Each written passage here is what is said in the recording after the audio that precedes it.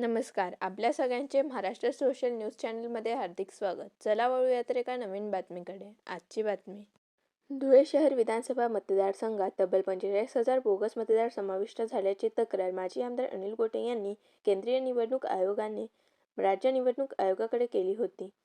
अनिल गोटे यांच्या तक्रारीची निवडणूक आयोगाने दखल घेतली असून या मतदारांची चौकशी करून त्याचा अहवाल सादर करण्याचे आदेश राज्य निवडणूक आयोगाने जिल्हाधिकाऱ्यांना दिल्याची माहिती माजी आमदार अनिल गोटे यांनी दिली आहे. देशामध्ये पहिल्यांदा अशी घटना घडली की 45,000 बोगस मतदार आहेत धुळे शहरामध्ये.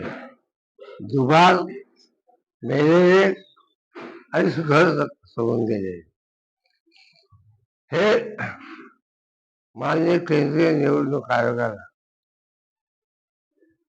याची खात्री झाली म्हणून त्यांनी महाराष्ट्र निवडणूक आयोगाला कळवलं आणि महाराष्ट्र निवडणूक आयोगाने जिल्हाधिकाऱ्यांना कळवलं. हे तातडीने